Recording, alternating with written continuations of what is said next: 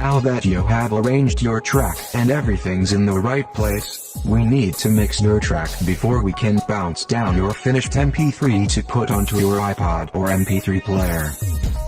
Why?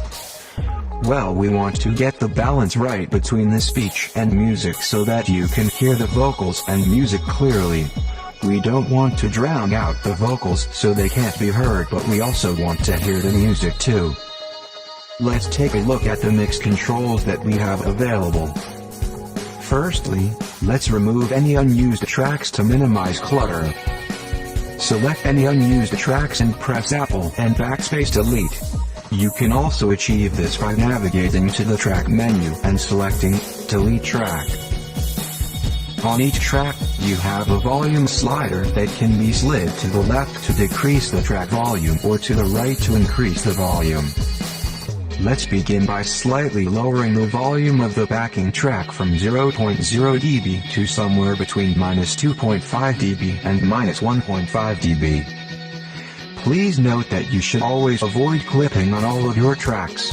If any of the tracks clip, you will see the tracks clip indicators next to the meters flashing red. You may also notice an audible crackle or pop that won't be pleasant to listen to. Adjust the levels of any tracks that clip accordingly until no clipping occurs. When you have a relatively good balance, we can use a really cool feature of GarageBand called ducking.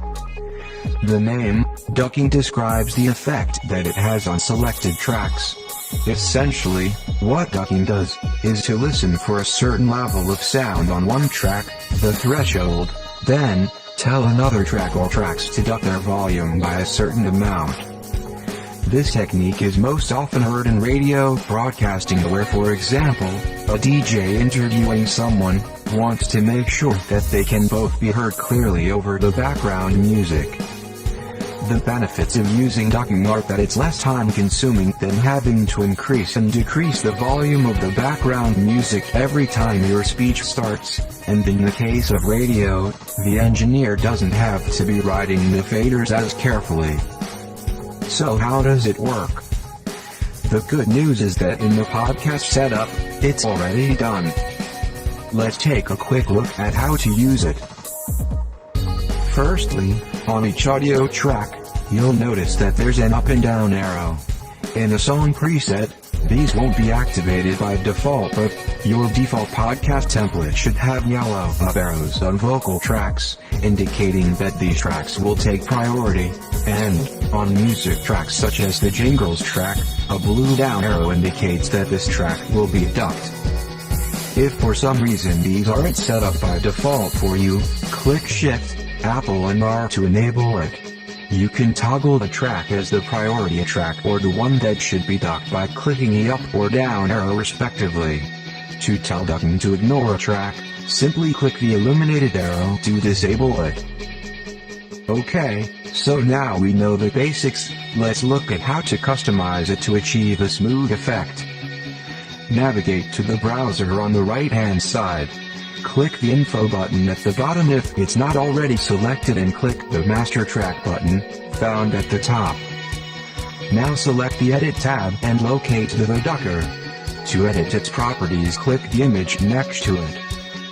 This will pop up a window where you have access to the following controls. The first option is to select a preset. Next you'll have a slider to control the amount. This is the amount you want the music track to duck down. The second slider is to control the threshold. Think of threshold as sensitivity. The next slider control is attack. This is how fast or slow ducking will react when your track, or tracks, reach the threshold that you've set. Next is the hold slider. This sets how long you want your music track to remain ducked. The last control on the ducker is release. Release sets how quickly you want ducking to take to fade out. If you're new to ducking or not yet confident about using it, begin by selecting the preset from the drop-down menu. Play back your GarageBand project and switch presets to compare the effect of each of them until you achieve your desired transition.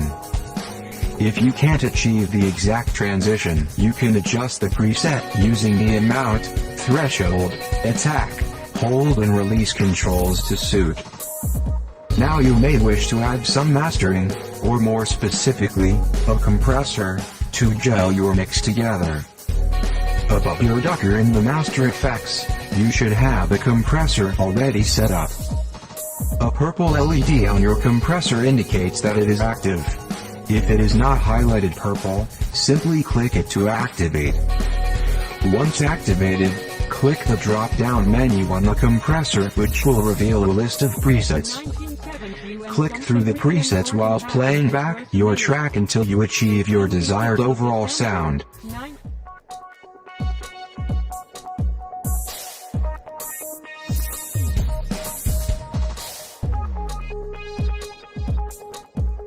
When you're happy with the balance between your speech and music tracks, you should listen through to your entire track to double-check for clipping once more. You should also check your master meters for clipping. You will find your master meters to the right of your transport controls on the bottom bar. If you experience clipping on the master track, you should first check that the master volume fader is set to a maximum of 0.0 dB. You can do this by clicking it. If it is set to 0.0 dB or less, the easiest way to eliminate clipping is to lower the fader until the red clip meters are illuminated no more.